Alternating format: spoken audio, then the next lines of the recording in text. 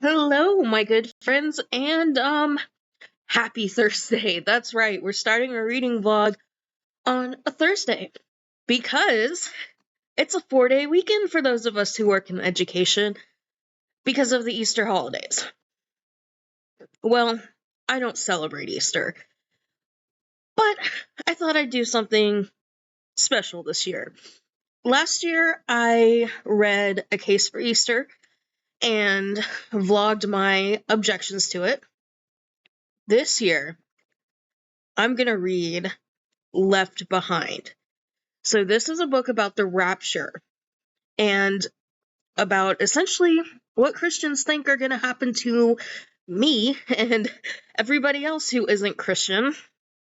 I made a video a while ago about my experience in the troubled teen industry. I was in a Christian reform school where I was abused, and I remember watching the movie version of this and being really freaked out. It was violent, it was bleak, it was scary, and I also remember being really attracted to the lead character, which looking back, I'm kind of grossed out at my 14-year-old self, because turns out that was Kirk Cameron, and I didn't know that at the time.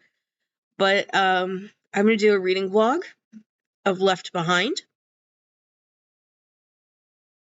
Let's see how it goes. I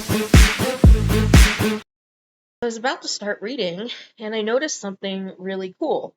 You can see that it was published under something called Tyndale Fiction. Well, if you're a little bit of a history buff, the word Tyndale, the name, might sound familiar. Have you ever heard of Tyndale's English Bible? Well, evangelicals are Protestants, and the Protestant Reformation began in the 1500s. And Tyndale, I think William Tyndale was his name, was the first person to publish and distribute Bibles in English, because Martin Luther, I'm a former Lutheran, Martin Luther wanted everybody to be able to read the Bible in their own language, and that would limit the power of the Catholic clergy. So, kind of tongue-in-cheek right here, Tyndale Press, Tyndale's English Bible. I like it. So I just read the first 13, I guess, pages of this, and the only way I can describe this so far is strange. We've got the opening scene of a pilot who is headed over the Atlantic on his way to London, fantasizing about touching a flight attendant. Totally inappropriate. It's clear we're meant to hate him. His wife has recently discovered religion, and she's being annoying, and he's always been faithful to her, but now she's obsessed with Jesus, and he just wants this hot flight attendant.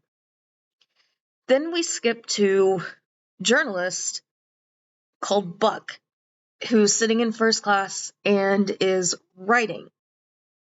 We go into a flashback or something of a war in Israel after learning about this miracle plant fertilizer that has brought a lot of goodness to Israel, and it's just a huge info dump, not really from anybody's point of view, just info dump. And so Buck, the journalist, since experiencing fireballs in the sky and going and reading Ezekiel, which is one of the strangest books in the Bible, it describes what angels look like, and they're actually horrifying. They're not beautiful people with wings. I'll insert some images. They're terrifying.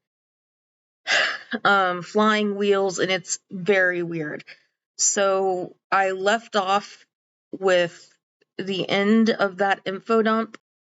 And one thing I do know about this book is that it's Christian Zionist propaganda.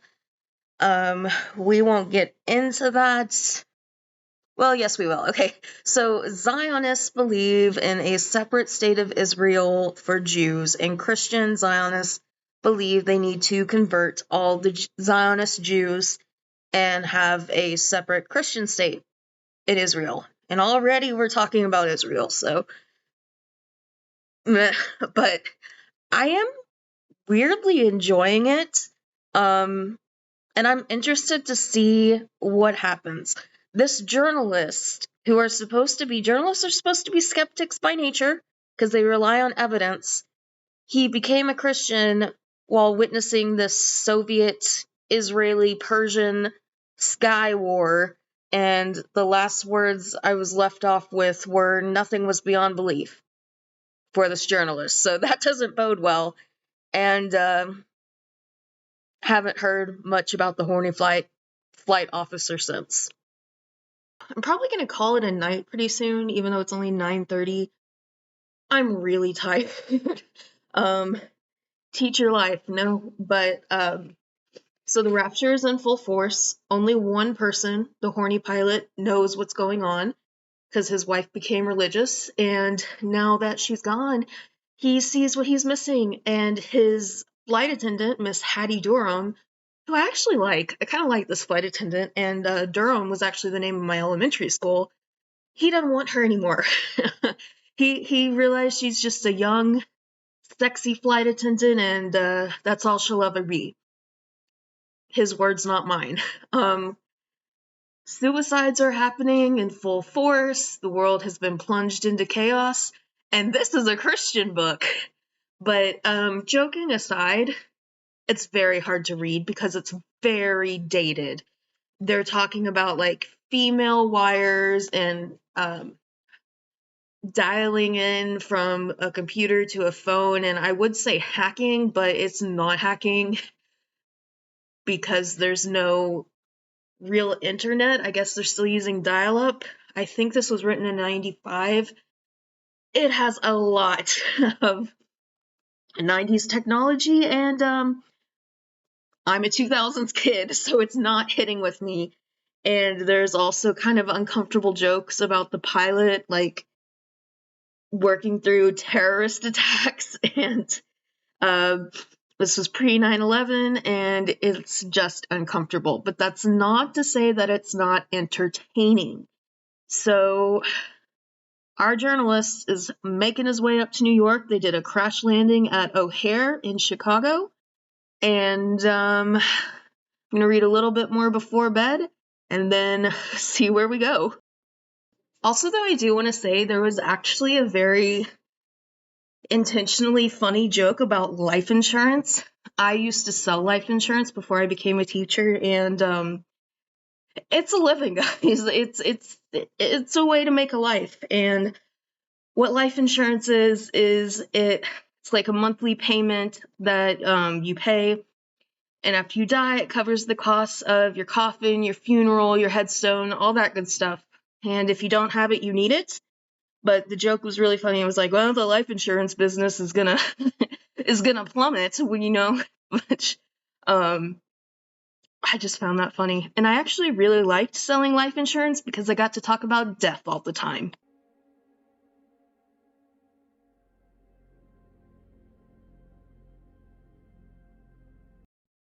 Good morning on Good Friday. We call it Good Friday, even though it was the day that an innocent man was crucified. Bloody images, bloody images. Let's get to reading. Happy Good Friday. Happy death, Jesus. Coming here in the name of Jesus, South America. They're coming here. They're coming here. Forces, angelic reinforcement, angelic reinforcement, angelic reinforcement.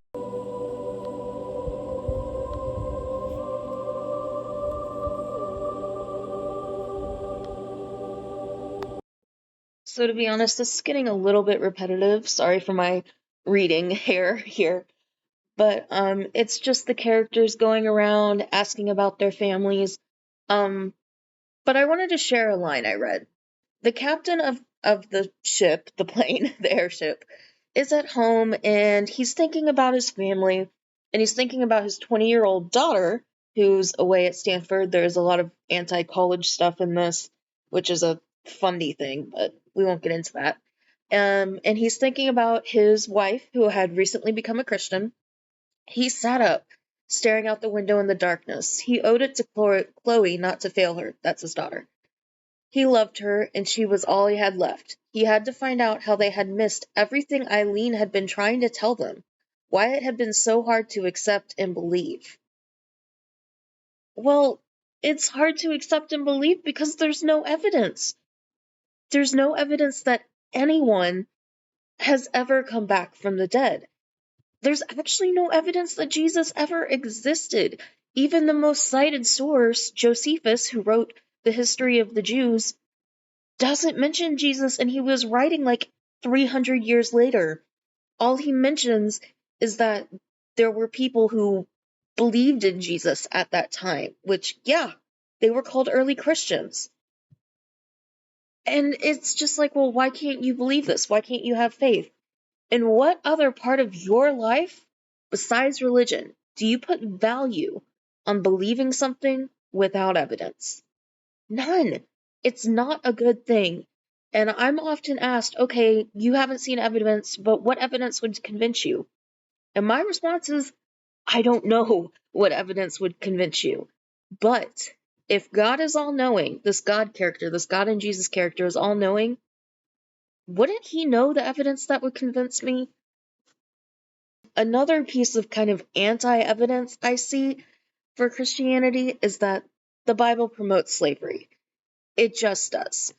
And so I, as a person, know slavery is wrong, yet God, who supposedly inspired this Bible, says that slavery isn't.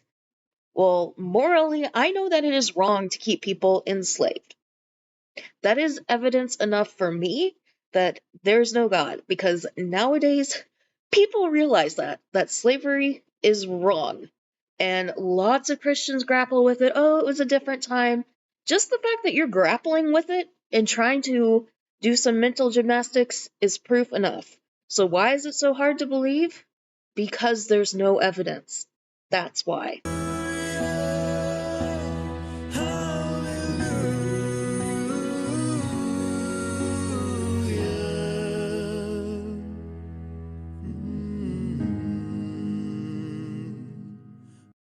And now, a word from the author.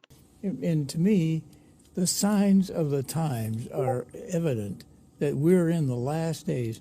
See, in America, for the first 200 years, every school that was founded by a Christian or a church or denomination or some Christian institution. And so it was Bible-based. The Bible was the fundamental, and that's the secret to the Constitution.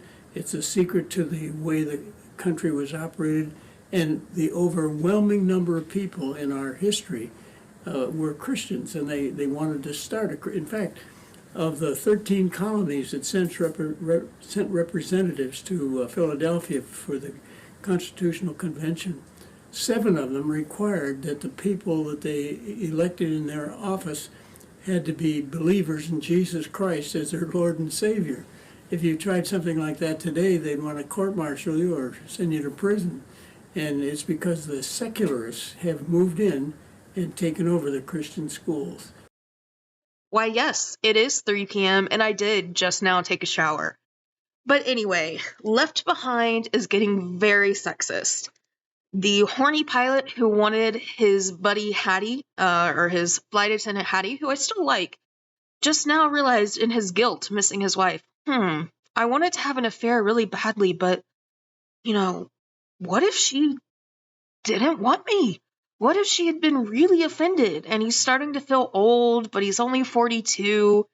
And there was actually kind of a funny line in there about, oh, his daughter is left behind because she's so much like me. And it's just like, that's me and my dad. I get told I'm like my dad. I have all the bad parts of my mom and my dad, but more so my dad. I have his good parts and bad parts. I only got the bad from my mom, and that's why we drive each other crazy, and she tells me I'm so much like my dad. So that's kind of why I like father-daughter stories. And it sounds like this might have an interesting father-daughter element to it, but as far as storytelling, this is a mess. And as a teacher, one of the red flags you can hear from someone who's maybe an author tuber or a booktuber when they're giving writing advice say is that there's no such thing as storytelling mistakes, which just is not true, because story has structure, and this story is moving forward very slowly because it keeps like grinding to a halt to give us big long info dumps, which is boring. So we're still just like the morning after the rapture, and I'm on page 130 out of like almost 400 pages. So I don't really think much is going to happen in this book. We're just going to get lots of flashbacks, lots of Christian nationalism, sexism, but the writing on a sentence level is not bad, so it is readable. It's just like nothing's happening. But not the worst piece of Christian propaganda I've consumed so far. Going through a storm, but I won't go down. I hear your voice carried in the rhythm of the wind to call me out. If you would cross an ocean. We are following breaking news, an escalation of violence in the Middle East. The Israeli military launched strikes following a rocket barrage from Lebanon. In the last 24 hours, we have seen the most volatile exchanges in years. Going to eat. Say hi, Chris. We're going to eat. 3, 2.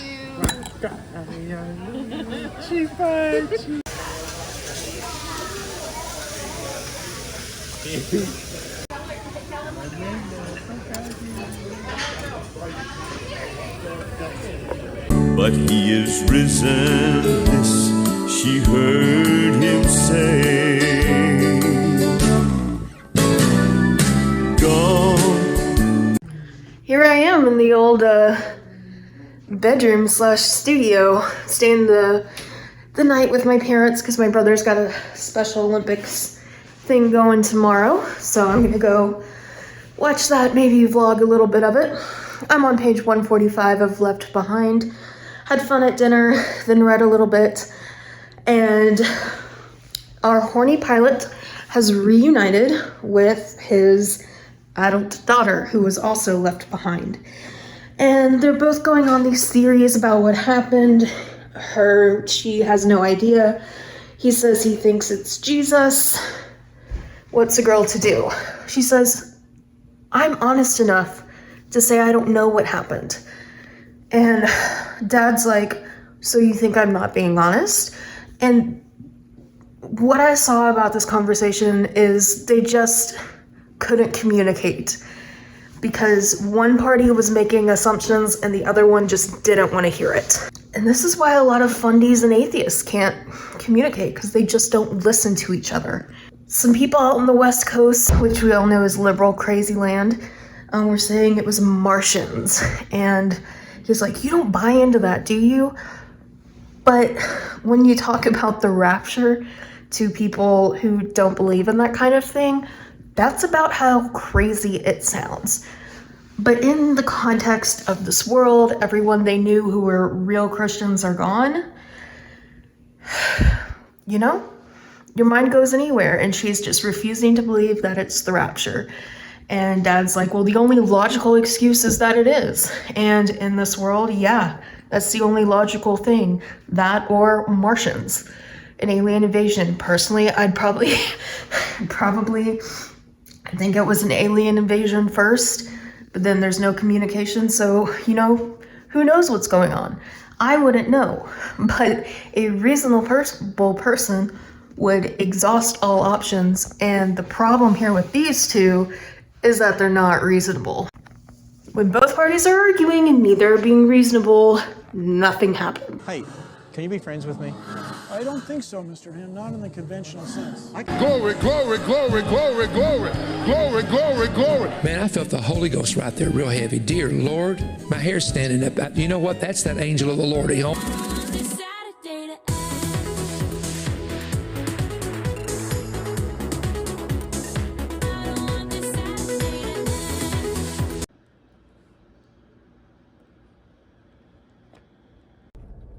My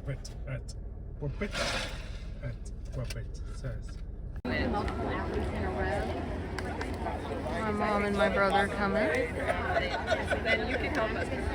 All right, this was my teacher. She has known me since I was 5 years old. That's right. How old am I, Miss Albertini? 25? 30. You are? Oh my gosh. I'm not telling how old I am. Okay. It was intimidating. Like, two pretty girls just come in and start, and I was like, oh my gosh. And Mom, Chris, say hi.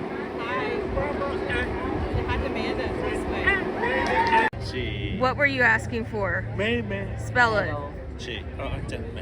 You want a gold medal. In a place from the brave, we have Chris! Good job, good job. You just gave 3 hugs away and I was trying to get one earlier. Ah.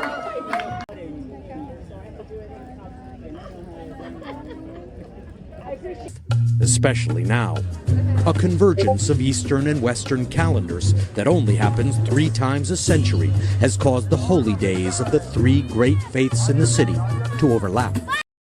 On page 250, and I got to a part that was really sad and is actually one of the things that really, really upsets me about just religion in general. The pilot has confessed to Miss Hattie his feelings. Good for him, be honest.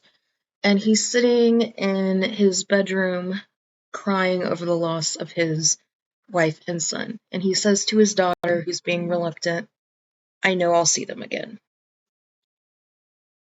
And the best way I can think of to say this is there's absolutely no evidence that this man will see his wife and child again.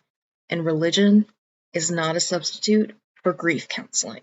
Published their names that you claimed has received healing. That's been documented, medically speaking, as a result of your having prayed for them. Tilton's answer, no.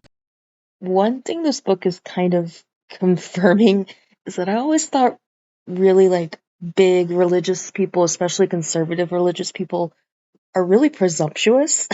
And I just want to read you a line. Remember Hattie, the hot flight attendant? Well, here we go. This is the daughter speaking to the pilot. I know you're more than twice my age, but let me give you an idea of how a woman thinks, especially someone like Hattie, okay? This character has never met Hattie, yet she believes she can think for her and speak for her. Onward to the prize before us, soon his beauty will behold. Soon the pearly gate. Las Vegas, the entertainment capital, the mecca of the world, and you got a damn, little small-ass plane. Let's have some big damn planes around this place. Big planes, big. Jesus, take the wheel, take it from my hands. Alright, so yeah, I've taken a shower. I'm all ready to go. So I basically just powered through the last 20% of the book. From what I remember about the movie, the journalist was the main character. I don't know if they switched that up just to give Kirk Cameron, because he was a star at one point, the big role. But in this book, it really seemed more like the pilot was the MC. So the one thing that really stuck out to me about the characters who became Christian, and especially the pilot, that's not really a spoiler, by the way, he's the only one who knows what's going on from about the first page, is there's a scene where he starts talking to people about Christianity. He's the first to convert, and I think you're supposed to be rooting for him to convert everyone else. And when he starts talking to people, the first person he talks to, of course, is the flight attendant. And he tells her, I don't want this to be a dialogue. I just want you to listen to me. And this just reminded me of a lot of conversations I've had in real life with people who are Christian and who I'm close with because I grew up a Christian. A lot of my family are still Christian. And it was just so clear to me that the pilot thought he was helping her, but he was really just being rude. disrespectful when people do that. And, you know, it was so obvious to me that first she was an object of his sexual agenda, and after he became a Christian, she became an object of his philosophical agenda. So, the book as a whole, what I think. Yeah, it was a good fantasy story. The characters were nothing to swing a stick at, but it's a very basic, decent, dystopia / fantasy story. But what sometimes confuses me about Christians, and I know a lot of Christians who are fantasy fans, is why they can somehow separate the fantasy elements in the Bible from the fantasy elements in something like Wheel of Time or Harry Potter. Like, if you read the Bible, and I know the rapture is a little bit contentious amongst Christians, and the fact that Christians argue so diligently amongst each other about what's in the Bible is kind of reinforcement that none of it's true to me, but anyway, a lot of them were like, okay, the rapture, Revelation, John was having a bunch of weird visions, it almost wasn't canon. But Revelation and the rapture is by no means the strangest and most fantastical part of the Bible. There are miracles all throughout the Bible. There's a bald man who calls down a curse from God and kills 42 children with she-bears. Point is, this never happened, just so we're clear. So, I'm going to end with a question. Left Behind says there will be 7 years of tribulation, and they might all die before Christ comes to reign for millennia on earth. And if they die, they can go to heaven. So if everyone who's still living after the rapture can go to heaven and be with Jesus, why does Jesus even need a rapture? Hashtag thoughts. So thanks for watching, guys. Yes, the room is messy, but that's okay. Thanks for watching. I hope you enjoyed seeing some Special Olympics Texas. My brother does have autism, and he really enjoys Special Olympics. It was tennis, obviously, and that's it for today. So I hope you guys have a good Easter. Go hunt some eggs, and keep reading, keep writing, keep loving words, and I'll see you next time. Bye!